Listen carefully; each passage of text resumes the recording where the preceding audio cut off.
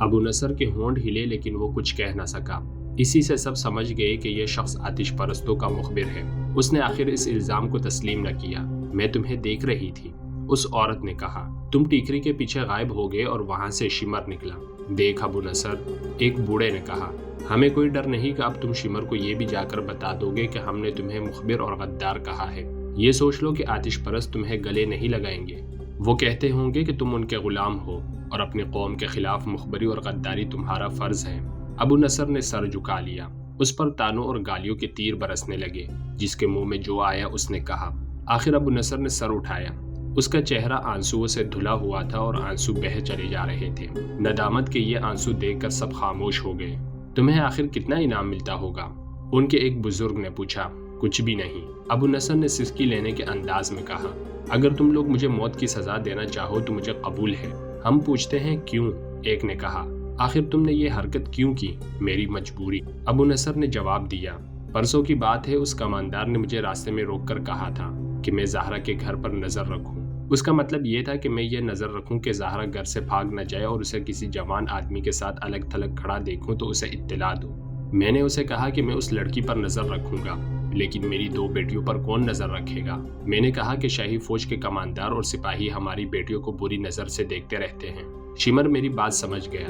اس نے کہا کہ تمہاری بیٹیوں کو کوئی شاہی فوج آنکھ اٹھا کر بھی نہیں دیکھے گا۔ اس نے میرے ساتھ پکا وعدہ کیا کہ وہ میری بیٹیوں کی عزت کی حفاظت کا پکا انتظام کرے گا۔ یہ میرے لیے بہت بڑا انعام تھا، خدا کی قسم۔ بوڑھے نے کہا، تم اس قابل نہیں ہو کہ تمہیں مسلمان کہا جائے۔ تم نے اپنی بیٹیوں کی عزت بچانے کے لیے اپنے بھائی کی بیٹی کی عزت کا خیال نہ کیا۔ تجھ پر خدا کی لعنت ہو ابو نصر۔ ایک اور بولا، تو جانتا ہے کہ ان آتش پرستوں کے وعدے کتنے جھوٹے ہوتے ہیں۔ ان میں تمہیں کوئی ایک بھی نہیں ملے گا جو کسی مسلمان سے وفا کرے۔ اپنی بیٹیوں کی عزت کی حفاظت کے لیے ہم خود موجود ہیں۔ ایک اور نے کہا، تمہاری بیٹیاں ہماری بیٹیاں ہیں، میں اسے معاف کرتا ہوں۔ زہرا کے باپ سعود نے کہا، اور میں بھی اسے معاف کرتا ہوں۔ خدام بولا، خدا کی قسم، میں شمر سے انتقام لوں گا۔ جوش میں مت آ لڑکے، بزرگ عرب نے کہا۔ کچھ کرنا ہے تو کر کے دکھا، اور یہ بھی یاد رکھ لے کہ جوش میں آ کے مت بھول، دماغ کو ٹھنڈا کر کے سوچ۔ دوسری صبح جب یہ مسلمان کھیتوں اور باغوں میں کام کرنے کے لیے گئے تو ان میں خدام نہیں تھا۔ ہر کسی نے خدام کے باپ سے پوچھا کہ وہ کہاں ہیں۔ باپ پریشان تھا۔ اسے صبح پتا چلا تھا کہ خدام غائب ہے۔ زرتش کے یہ پجاری میرے بیٹے کو کھا گئے ہیں، خدام کے باپ نے روتے ہوئے کہا۔ اسے انہوں نے کسی طرح دھوکے سے باہر بلایا ہوگا اور قتل کر کے لاش دریا میں بہا دی ہوگی۔ سب کا یہی خیال تھا۔ صرف زہرا تھی جسے امید تھی کہ خدام خود کہیں چلا گیا ہوگا۔ اس نے زہرا کو بتایا تھا کہ وہ کچھ دنوں کے لیے کہیں غائب ہو جائے گا۔ زہرا نے یہ بات کسی کو نہ بتائی، بلکہ اس نے بھی یہی کہا کہ خدام کو ایرانیوں نے غائب کر دیا ہے۔ زہرا نے اپنے سہیلیوں سے کہا کہ وہ 2-3 روز ہی خدام کا انتظار کرے گی، وہ نہ آیا تو دریا میں ڈوب مرے گی۔ 3-4 روز بعد رات کو شمر فوج کی ایک چوکی میں بیٹھا 2 عمر لڑکوں کا رقص دیکھ رہا تھا۔ ایران کے شاہی درباروں میں ایسے لڑکوں کا رقص مقبول تھا جن کے جسم لڑکیوں کی طرح دلکش، گداز اور لچکدار ہوتے تھے۔ انہیں ایسا لباس پہنایا جاتا تھا جس میں وہ نیم عریاں رہتے تھے۔ شمر شاہی خاندان کا فرد تھا۔ اس رات یہ 2 لڑکے اس نے اپنے سپاہیوں کے لیے بلائے تھے۔ شراب کا دور چل رہا تھا۔ سپاہی چیخ چیخ کر داد دے رہے تھے۔ شراب میں بدمست ہو کر 2-3 سپاہیوں نے بھی لڑکوں کے ساتھ ہی ناچنا شروع کر دیا۔ شمر کے حکم پر ان سپاہیوں کو دوسرے سپاہی اٹھا کر چوکی سے باہر پھینک آئے۔ یہ چوکی چھوٹا سا ایک قلعہ تھا، لیکن اس کے دروازے رات کو بھی کھلے رہتے تھے۔ ایرانیوں کو کسی دشمن کے حملے کا خطرہ نہیں تھا۔ وہ اپنے آپ کو ناقابل تسخیر سمجھتے تھے۔ رقص جب اپنے عروج کو پہنچا اور شراب کا نشہ شمر اور اس کے سپاہیوں کے دماغ کو معوف کرنے لگا تو سنسناتا ہوا ایک تیر آیا جو شمر کے گردن میں ایک طرف سے لگا اور اس کی نوک دوسری طرف سے باہر نکل گئی۔ شمر دونوں ہاتھ اپنے گردن پر رکھ کر اٹھا۔ سپاہیوں میں ہڑبونگ مچ گئی۔ وہ سب شمر کے گرد اکٹھے ہو گئے۔ 3-4 اور تیر آئے۔ 3-4 چیخیں سنائی دی۔ پھر ان ایرانیوں پر جیسے قیامت ٹوٹ پڑی۔ انہیں سنبھلنے کا موقع ہی نہ ملا اور وہ کٹنے لگے۔ ان میں سے جو بھاگ کر دروازوں کی طرف گئے وہ دروازوں میں کٹ گئے۔ چوکی والوں کو کہیں سے بھی مدد نہیں مل سکتی تھی۔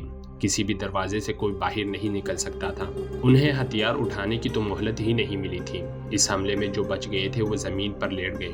یہ ایک طوفان تھا یا بگولا جو غیر متوقع طور پر آیا اور جب گزر گیا تو اپنے ساتھ وہ تمام مال و دولت جو اس چوکی میں تھا لے گیا۔ پیچھے لاشیں رہ گئیں یا تڑپتے ہوئے زخمی یا وہ اچھے بھلے ایرانی سپاہی جو جان بچانے کے لیے لاشوں اور زخمیوں میں لیٹ گئے تھے۔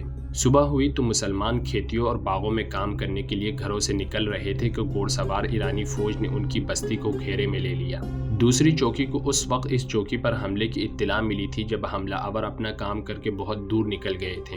مسلمانوں کو کام پر جانے سے روک لیا گیا۔ ایرانی فوجیوں نے مردوں کو الگ اکٹھا کر کے کھڑا کر دیا اور ان کے گھروں سے عورتوں کو باہر نکال کر مردوں سے دور کھڑا رہنے کا حکم دیا۔ فوجی ان کے گھروں میں گھس گئے اور اس طرح تلاشی لی جیسے ان کے مکانوں کے فرش بھی کھود کر دیکھے ہوں۔ انہیں کسی گھر سے ایسی کوئی چیز نہ ملی جو شک پیدا کرتی، البتہ سپاہیوں کو اپنے کام کی جو چیزیں نظر آئی وہ انہوں نے اٹھا لی۔ پھر انہوں نے عورتوں اور مردوں کو اکٹھا کر کے انہیں دھمکیاں دی۔ مسلمانوں کے ساتھ یہ سلوک ان کے لیے نیا نہیں تھا، کسی نہ کسی بہانے ان کے گھروں کی تلاشی ہوتی ہی رہتی تھی۔ اس کے بعد انہیں اسی طرح کی دھمکیاں ملتی تھیں، لیکن اب ایرانیوں کو معقول بہانہ ملا تھا۔ رات ابلا کی ایک مضافاتی چوکی پر بہت سے آدمیوں نے شب خون مارا ہے۔ ایک ایرانی کماندار نے مسلمانوں سے کہا، ہمارا ایک کماندار اور 60 سپاہی مارے گئے اور بہت سے زخمی ہوئے ہیں۔ اگر تم میں کوئی مرد یا عورت اس گروہ کے کسی آدمی کو بھی پکڑوائے گا اسے انعام ملے گا۔ نقد انعام کے علاوہ اسے اس فصل کا آدھا حصہ بھی ملے گا۔ اس نے سب پر نگاہ دوڑائی اور پوچھا، ایک دوسرے کو دیکھ کر بتاؤ کہ تم میں کون غیر حاضر ہے۔ سب نے ادھر ادھر دیکھا لیکن وہ یہ نہیں دیکھ رہے تھے کہ کون غیر حاضر ہے۔ ان کی نگاہیں خدام کو ڈھونڈ رہی تھیں۔ وہ 3-4 دنوں سے بستی سے غائب تھا۔ سب نے دیکھا کہ خدام وہاں موجود تھا۔ سب نے سکون کی سانس لی۔ پھر بہت سی آوازیں اٹھیں کہ کوئی بھی غیر حاضر نہیں۔ ایرانی فوجیوں کے جانے کے بعد جنہیں معلوم تھا کہ خدام 3-4 روز سے غائب رہا ہے، وہ باری باری اس سے پوچھنے لگے کہ وہ کہاں چلا گیا تھا۔ میں شمر کے ڈر سے بھاگ گیا تھا۔ خدام نے ہر کسی کو یہی جواب دیا۔ اس کے باپ نے سب کو بتایا تھا کہ خدام گزشتہ رات کے پچھلے پہر آیا تھا۔ اس روز باغ میں کام کرتے ہوئے زہرا اور خدام کام سے کھسک گئے اور اس جگہ جا بیٹھے جہاں انہیں کوئی دیکھ نہیں سکتا تھا۔ زہرا خوشی سے پاگل ہوئی جا رہی تھی اور وہ رہ رہ کر خدام کی بلائی لیتی تھی۔ یہ کیسے ہوا خدام؟ اس نے خوشی سے لڑکھڑاتی ہوئی زبان سے پوچھا۔ یہ کیسے ہوا؟ اسے اللہ کی مدد کہتے ہیں زہرا، خدام نے کہا۔ اب نہ کہنا کہ خدا مدد نہیں کرتا خدام۔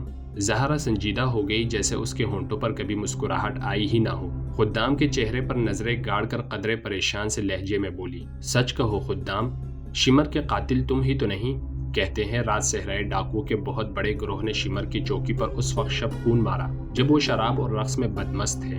ایسا تو نہیں کہ تم ان ڈاکوؤں سے جا؟ خدام کے اچانک کہے نے بنت سعود کی بات پوری نہ ہونے دی۔ وہ ہنستا ہی رہا جیسے اس سے بڑا مذاق اس نے کبھی سنا ہی نہ ہو۔ خدام نے کہے میں ایک راز چھپا لیا تھا۔ زہرا کو یہ خطرہ نظر آیا کہ خدام غیر معمولی طور پر دلیر، غیرت مند اور جسمانی لحاظ سے طاقتور اور پھرتیلا ہے۔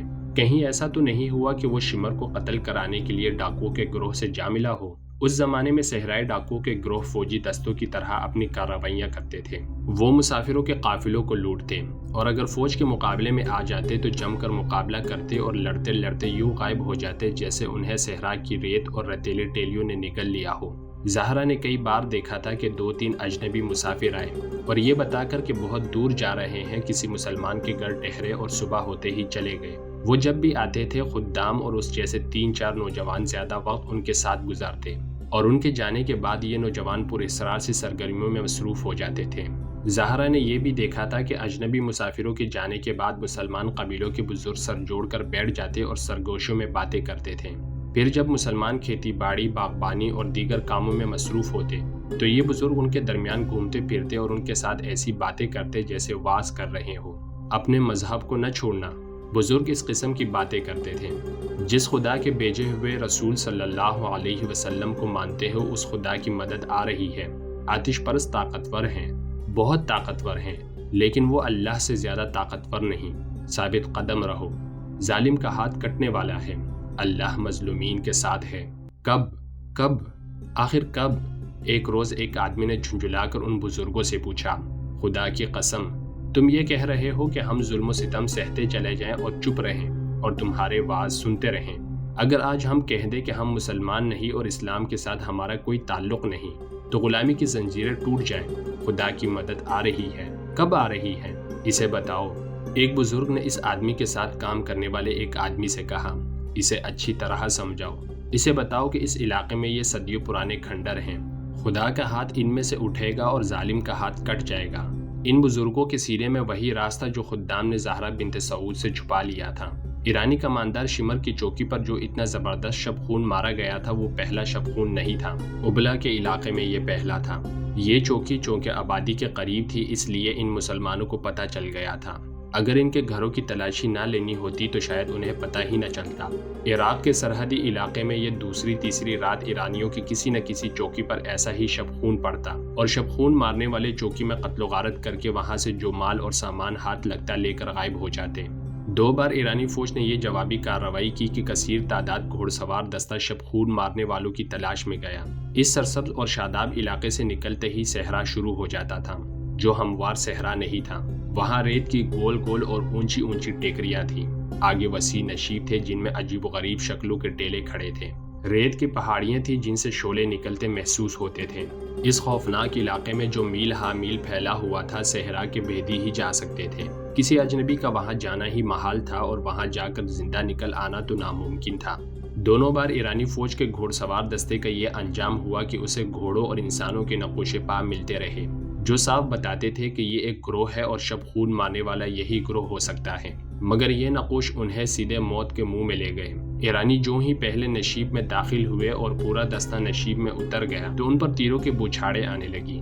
پہلی بوچھاڑ میں کئی سوار اور گھوڑے گھائل ہو گئے، زخمی گھوڑے بے لگام ہو کر ادھر ادھر بھاگے، سارے دستے میں بھگدڑ مچ گئی۔ ان پر تیر برستے رہے مگر بکھر جانے کی وجہ سے تیر خطا ہونے لگے۔ بھول بھلائیوں جیسے اس نشیب میں سے چند ایک گھوڑ سوار نکلے، ان کے ہاتھوں میں برچھیاں تھیں، ان کے کرتے بڑے لمبے اور سروں پر سیاہ کپڑے اس طرح لپٹے ہوئے تھے کہ ان کے چہرے اور گردنیں بھی ڈھکی ہوئی تھیں، ان کی صرف آنکھیں نظر آتی تھیں۔ ان گھوڑوں کے قدموں میں اور ان کے سواروں کے بازوؤں میں ایسی پھرتی تھی کہ ایرانی سوار جو پہلے ہی ہراساں تھے برچھوں سے زخمی ہو کر گرنے لگے۔ ان میں سے کئی بھاگ نکلے۔ وہ ٹیلوں اور گھاٹیوں والے نشیب سے تو نکل گئے لیکن ریت کی گول گول ٹیکریوں میں داخل ہوئے تو گھومنے لگے۔ ان سینکڑوں ٹیکریوں میں جو ایک دوسرے کے ساتھ ساتھ کھڑی 3-4 میل کی وسعت میں پھیلی ہوئی تھیں، یہی خطرہ ہوتا تھا کہ کوئی اجنبی ان کے اندر چلا جائے تو وہ اندر ہی اندر چلتا رہتا ہے، نکل نہیں سکتا، آخر تھک کر بیٹھ جاتا ہے۔ پیاس سے حلق میں کانٹے چبھنے لگتے ہیں اور ریگستان کی یہ گول گول بھوت اسے بڑی اذیتناک موت مارتے ہیں۔ دوسری بار ایرانیوں کے سوار دستے پر کسی اور جگہ سے ایسا ہی حملہ ہوا تھا اور سوار بکھر کر ادھر ادھر بھاگ رہے تھے تو انہیں ایک للکار سنائی دینے لگی، زرتش کے پجاریوں، میں مثنیٰ بن حارثہ ہوں، زرتش کو ساتھ لاؤ، مثنیٰ بن حارثہ، ہرمز کو یہ نام بتا دینا، مثنیٰ بن حارثہ۔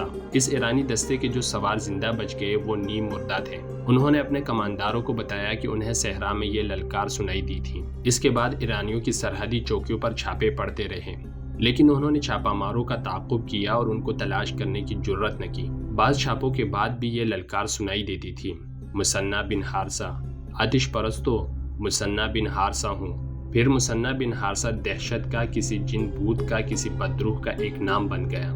ایرانی فوج اس نام سے ڈرنے لگے۔ انہوں نے مثنیٰ بن حارثہ یا اس کے گروہ کے کسی آدمی کو پکڑنے کے بہت اہتمام کیے، لیکن جب کہیں شب خون پڑتا تھا تو ایرانی فوج جن کی جرت اور بے جگری مشہور تھی دہشت سے دبک جاتے تھے۔ یہ تھا وہ مثنیٰ بن حارثہ جو فروری 633 عیسوی کے ایک روز مدینہ میں خلیفۃ المسلمین ابو بکر رضی اللہ عنہ کے سامنے ایک گمنام اجنبی کی حیثیت سے بیٹھا تھا۔ وہ جنوبی عراق کا رہنے والا اور اپنے قبیلے بنو بکر کا سردار تھا۔ تاریخ میں ایسا اشارہ کہیں بھی نہیں ملتا کہ اس نے کب اور کس طرح اسلام قبول کیا تھا۔ یہ اسی کی کاوش کا نتیجہ تھا کہ نہ صرف اس کے اپنے قبیلے نے بلکہ ان علاقوں میں رہنے والے کئی اور قبیلوں نے اسلام قبول کر لیا تھا۔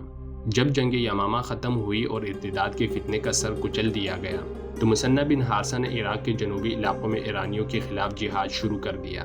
انہوں نے ان مسلمانوں میں سے جو ایرانی بادشاہی کی رعایا تھے ایک گروہ بنا لیا اور ایرانی فوج کی سرحدی چوکیوں پر شب خون مارنے شروع کر دیے۔ ان کے شب خون اس قدر اچانک اور تیز ہوتے تھے کہ چوکی والوں کو سنبھلنے کا موقع ہی نہیں ملتا تھا اور مثنیٰ کا گروہ صفایا کر کے غائب ہو جاتا تھا۔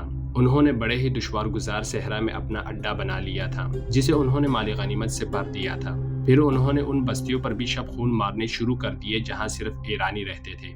مثنیٰ نے سرحد پر ایرانی فوج کو بے بس اور مجبور کر دیا۔ ایرانی فوج کے کئی سینئر کماندار مثنیٰ کے ہاتھوں مارے گئے تھے۔